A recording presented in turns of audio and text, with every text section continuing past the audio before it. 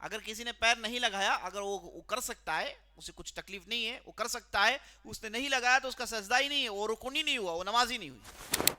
تو ابن القیم رحمۃ اللہ علیہ نے کہا کہ پہلے قسم کے وہ لوگ ہیں جو نہ وضو ٹھیک سے کرتے ہیں، نہ ان کے جو نماز کے ارکان واجبات ہیں ٹھیک سے ہوتے ہیں، اور یہ اتنی سچی بات ہے، اور یہی اکثر لوگ کرتے ہیں، ہے نا۔ آپ وضو لے کر دیکھیے، وضو آپ دیکھیے کتنے لوگ جو وضو کرتے ہیں زیادہ ناک میں پانی نہیں لیں گے، پانی ناک میں باہر ہی سے معاملہ ختم۔ اس کے بعد یہ کہنیوں کو ٹھیک سے دھوتے نہیں ہیں، ٹخنوں میں ٹھیک سے پانی نہیں ڈالتے ہیں، مساج ٹھیک سے نہیں کرتے ہیں، چہرہ پورا نہیں دھوتے ہیں، ہے نا۔ وضو بعض لوگ ہوتے ہیں وضو 1 منٹ میں ختم ہو گیا، مطلب 10 سیکنڈ میں ختم ہو گیا، کوئی جو ہے اس میں کنسنٹریشن نہیں، جھٹا جھٹ۔ ایسا آپ وضو کریں گے، وضو کے آپ نے ارکان چھوڑ دیے تو نماز میں کہاں سے آپ کو فائدہ ملے گا اس کا؟ تو پہلا قسم، وضو ٹھیک سے نہیں کیا، نماز ٹھیک سے نہیں پڑھی۔ اور میں ہمارے معاشرے میں دیکھتا ہوں کہ نماز کو لے کر لوگ کھڑے ہو جاتے ہیں اور آسمان کی طرف دیکھتے ہیں، پتہ نہیں کیا ہے۔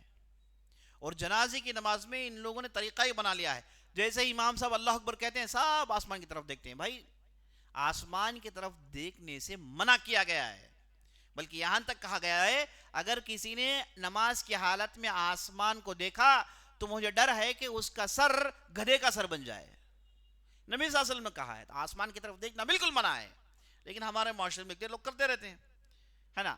اور اس کے بعد سجدے میں اتنی، رکوع میں اتنی ساری غلطیاں، پیٹ سیدھا نہیں ہوتا، ہے نا۔ بعض لوگ ہوتے ہیں گھٹنے کے نیچے پکڑتے نہیں، گھٹنوں میں ہاتھ پکڑنا چاہیے، گھٹنے کے نیچے پکڑنے کی ضرورت نہیں ہے، اتنا آپ جب پیٹ سیدھی ہو، اتنے سارے مسٹیکس۔ سر بعض لوگوں کا اوپر ہوتا ہے، سر بھی سیدھا ہونا چاہیے رکوع میں۔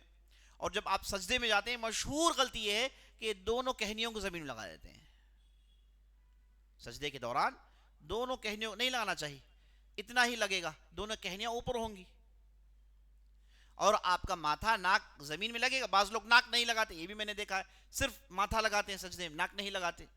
ناک اور ماتھا یہ دونوں لگنا ہے، اور ہتھیلیاں ٹھیک سے جیسے زمین میں ہو، اور گھٹنے اور اس کے بعد پیر کے انگلیاں پورے زمین میں ٹھیک سے رہیں۔